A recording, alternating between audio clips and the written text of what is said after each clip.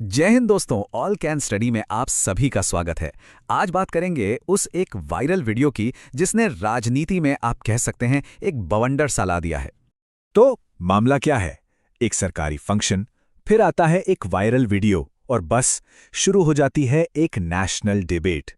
इन्हीं तीन चीजों ने बिहार की राजनीति से लेकर पूरे देश में एक नई बहस छिड़ दी है। तो चलिए देखते हैं कि आज हम इस पूरे मामले को कैसे समझेंगे। सबसे पहले तो ये जानेंगे कि भाई उस वायरल वीडियो में आखिर था क्या। फिर देखेंगे कि विपक्ष ने इस पर इतनी तीखी प्रतिक्रिया क्यों दी और जेडीयू ने यानी सत्ता पक्ष ने अपना बचाव कैसे किया। इसके बाद बात होगी माफी के मांगों की और आखिर में हम इस पूरे घटनाक्रम से जो एक बड़ा सवाल उठता है ना, सार्वजनिक आचरण का, उस पर भी बात करें।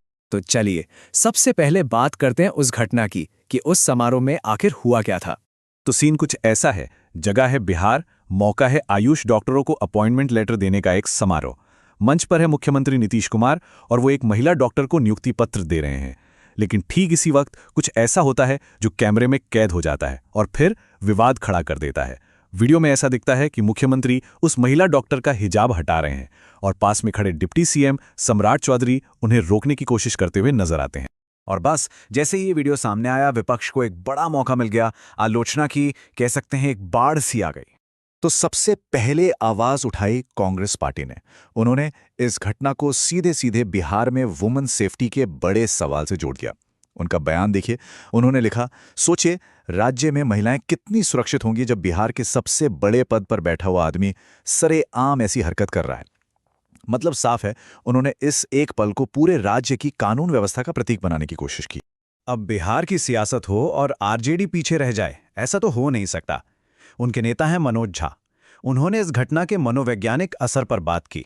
उन्होंने कहा कि वो जो असहजता वीडियो में दिख रही है ना, वो सिर्फ मंच पर मौजूद लोगों तक ही नहीं थी, बल्कि ये समाज में एक बहुत गलत मैसेज भेजती है और कई सवाल खड़ी करती है। उनका कहना था कि इस तरह की छवियां अच्छा संदेश नहीं देती हैं। और ये मामला सिर्फ बिहार तक ही सीमित नहीं रहा, इसकी गूंज बाहर भी सुनाई दी। शिवसेना यूबीटी की सांसद हैं प्रियंका चतुर्वेदी, जो अक्सर महिला मुद्दों पर बोलती हैं। उन्होंने तो इसके लिए उत्पीड़न जैसा काफी कड़ा शब्द इस्तेमाल किया। उन्होंने कहा कि ये कोई गलती नहीं है, ये सरेआम बेइज्जती है और इसके लिए साफ तौर पर माफी मांगनी चाहिए। अच्छा, इस पूरी पॉलिटिकल डिबेट में एक नया एंगल तब जुड़ा जब पीडीपी नेता इल्तिजा मुफ्ती ने इसे मुस्लिम पहचान के अपमान से जोड़ दिया। उन्होंने सिर्फ इस काम की निंदा ही नहीं की, बल्कि मुख्यमंत्री की सेहत पर सवाल उठाते हुए इस्तीफे तक की मांग कर डाली। उनकी इस टिप्पणी ने, आप कह सकते हैं, इस विवाद को एक और भी ज्यादा संवेदनशील मोड़ दे दिया। तो भाई विपक्ष की तरफ से इतने सारे हमले हो रहे थे। अब देखते हैं कि मुख्यमंत्री की पार्टी यानी जेडीयू ने अपना बचाव कैसे किया और उनके क्या तर्क थे। तो जेडीयू ने जवाब कैसे दिया? उनकी रणनीति थी आरोपों को एक अलग ही रंग देने की। देखिए, विपक्ष ने कहा कि ये एक मुस्लिम महिला का अपमान है। जेडीयू ने कहा कि नहीं, ये तो राजनीतिक फायदे के लिए उछाला जा रहा एक छोटा सा मामला है। विपक्ष ने जब महिला सुरक्षा का सवाल उठाया तो जेडीयू ने कहा कि ये तो सरकार जो नौकरियां दे रही हैं उससे ध्यान भटकाने की साजिश है। मतलब एक क्लासिक पॉलिटिकल मूव, अटैक को डिफ्लेक्ट करना। और जेडीयू सिर्फ बचाव पर ही नहीं रुकी, उन्होंने पलटकर विपक्ष पर ही हमला कर दिया।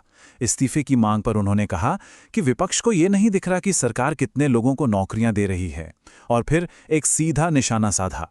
उन्होंने कहा कि इस्तीफे की मांग करने से पहले उन्हें अपने नेता लालू प्रसाद यादव का इस्तीफा लेना चाहिए, जिनकी सेहत भी ठीक नहीं है।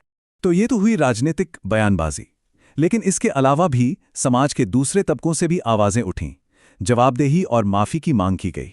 हाँ, तो राजनीति से बाहर भी आवाजें उठीं, जैसे कि इस्लामिक स्कॉलर इसहाक गोरा। उन्होंने इस मुद्दे को किसी एक महिला या समुदाय का नहीं, बल्कि पूरे देश की महिलाओं का अपमान बताया। और उनकी मांग एकदम साफ थी, कोई सफाई नहीं चाहिए, बल्कि पूरे देश से एक सार्वजनिक माफी मांगनी होगी। तो अगर हम सारी मांगों को देखें तो मोटे तौर पर दो बातें सामने आती हैं। पहली, एक सार्वजनिक माफी जो सिर्फ उस एक महिला के लिए ना हो, बल्कि देश की सभी महिलाओं के लिए हो।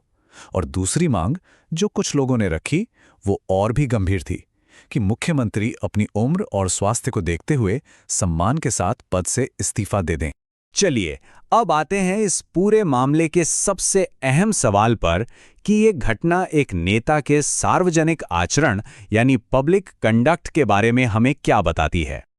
और आखिर में ये पूरा वाकया हमें एक बहुत बड़े सवाल के साथ छोड़ जाता है। जब किसी नेता का कोई काम कैमरे पर कैद हो जाता है तो हम उसे कैसे देखें? क्या वो एक व्यक्तिगत चूक है, एक गलती है, या फिर वो एक पावरफुल पब्लिक स्टेटमेंट बन जाता है जिसका कोई गहरा मतलब है? इस सवाल का जवाब शायद इस पर निर्भर करता है कि आप किससे पूछ रहे हैं। ऐसी ही जानकारी के लिए सब्सक्राइब कीजिए ऑल कैन स्टडी को। धन्यवाद। चलिए